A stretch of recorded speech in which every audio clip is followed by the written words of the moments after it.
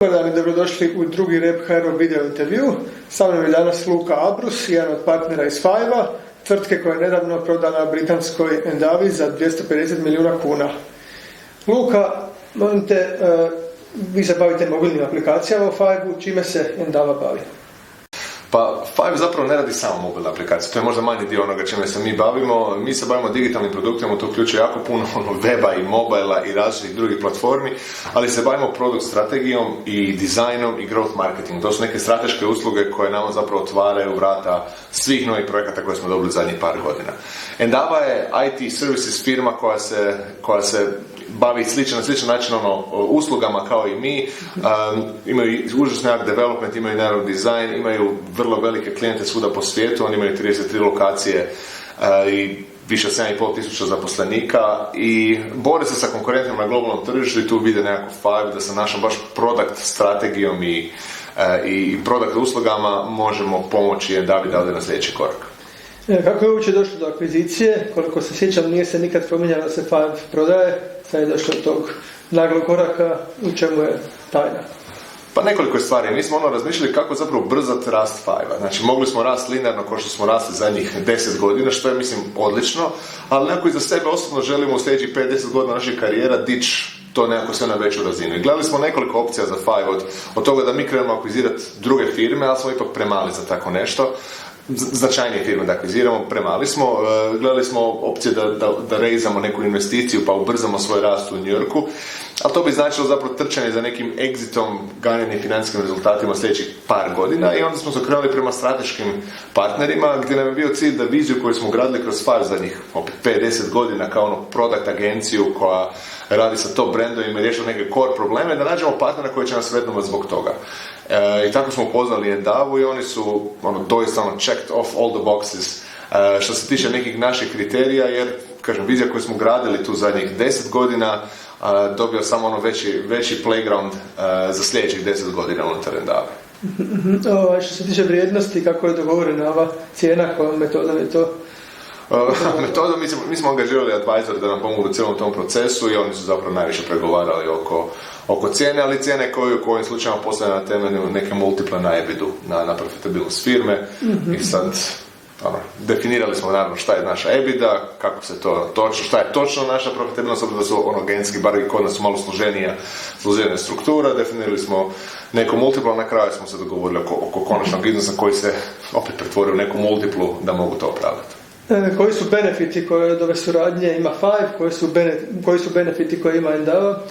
Pa za Five i naše klijente to prvenstveno znači da Five dobije jednu ogromnu dozu stabilnosti. Iako nama i meni to zvuči kao, pa jasno da bili smo stabilni, već smo tu oko 10-15 godina, Five sa projektima koje radimo zadnje 2-3 godine smo doista udarali iznad svoje klase ili svoje neke razine i klijentima s kojima smo radili smo rješavali core business probleme i to su multi-billion vjerojatno neke firme, mislim, kojima smo se bavili core sustavima i radili na njihovim core businessu i tu da jedna agencija od 200 ljudi ili 220 samo sa New York, Hrvatska ne ulijeva puno povjerenja. I da smo svi bavili klasičnim developmentom, dizajnom ili nešto tako pa da prodajemo svoje sate, onda je sad sve jedno, ali kažem, udarili smo na puno veću klasu i tu smo izgubili nekoliko projekata gdje je Five procjene premalom agenciju za posao za koje smo više nego dovoljno imamo skillova i referenciju. S druge strane, mi dobijamo pristup puno većem tržištu zahvaljujući Endavi, dobijamo pristup njihovim klijentima i dobijamo neku financijsku sigurnost da možemo dalje nastaviti razvijati ovu neku product skill koju smo gradili zadnjih par godina. Tako da očekujemo stvarno eksploziju rasta na tom produktu i growthu, na tim strateškim product uslugama koje smo mi gradili zadnjih par godina.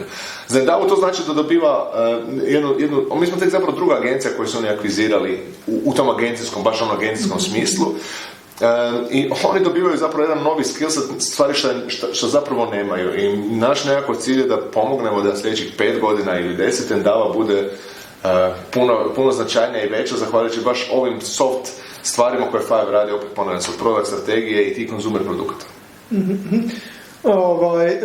Koliko je Five plus to što sad nije hrvatska nego britanska firma ako se gleda iz perspektive stranih tržišta?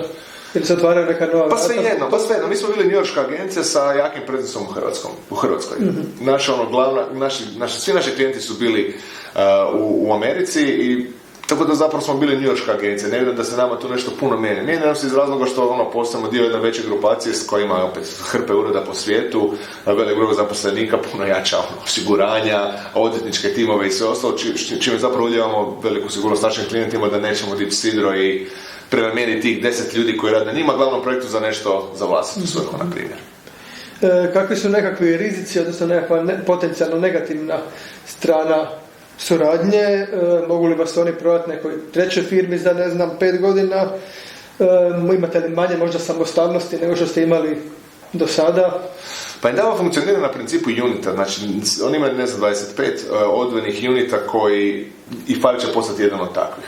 Tako da očekujemo, mislim, mi ćemo kao svoj unit biti zaduženi za svoje klijente, za svoje biznis rezultate. Sva nas trojica, dakle, ostajemo neodređeno dugo u Endavi na istim pozicijama direktora kao i do sad. Imamo svoje targete, svoje cilje koje planiramo ispunjavati, ali što se tiče same prodaje, nekad kasnije, to nisu nikad napravili svoje 20-godišnjoj karijeri, akvizirali su 15, možda 20 firmi do sad, tako da to nije neki modus operandi što Endava radi, već dapače integrira da podiže vrijednost cijelog kolektiva. I tu sad mislimo da naših 200 ljudi doista može promijeniti nekakav smjer Endava u sljedećih 5-10 godina i zato smo nekako sva trojica jako nabrijani oko toga. Hoćete nastaviti poslovati kao Five ili ćete mijenjati ime? Ove godine držimo potpuno neovisnost, Five ostaje Five, iduće godine ćemo to promijeniti u Five, Endava Company ili Powered by Endava, moramo sad se još i dogovoriti za iduću godinu, a nakon toga, dugoročno, mislim da to ide u nekoj integraciji pod brand Endava. Što bi savjetovao drugim poduzetnicima koji razmišljaju o prodaji firme, da li slijediti nekakve vaše stope? Imaš nekih savjeta kako se postavlja? Znaš, jako je kompleksna tema i jako je teško generalizirati. Jer mi nismo išli u ovu prodaju zato da bi cash outali i otišli na plažu.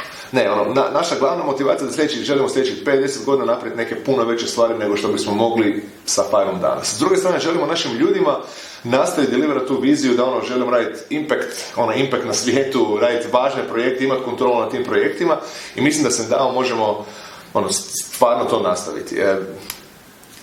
Mislim, proces je dosta složen i stvarno emotivno je dosta težak i kažem, ja za sad vidim da smo imali jako veliku sreću što smo pronašli partnera poput Endave koji baš treba Five zbog toga što je Five, a ne zbog naših 200 ljudi ili da ćemo narast na 500 ljudi, nismo nikad pričali o nekim resursima ili potrebama da Five mora biti neki dev centar ili bilo šta za Endavu. On im je, kažem, 7.500 ljudi i kako su oni sami rekli, oni 200 ljudi zaposleno unutar mjesec dana na nekoj od svojih lokacija, potpuno im je svejedno zbog 200 ljudi ili koliko god da mi donesemo sljedeći par godina. Ono što im treba je baš neki skill koji to je nama bilo jako važno da nađemo tako nekog partnera. I zato, kažem, meni se ovo čini kao doslovno novo poglavlje unutar Five-a i unutar naših karijera. Tako da smo recimo relativno emotivno lako prošli kroz taj korak. Znači, kažem, što se tiče same prodaje, stvarno ovisi o nekim intrinzičnim motivacijama ljudi koji se odlučuju na to u kojoj su situacije njihove firme. Five ubija zadnjih par godina i stvarno smo na ogromnom uzlaznom valu.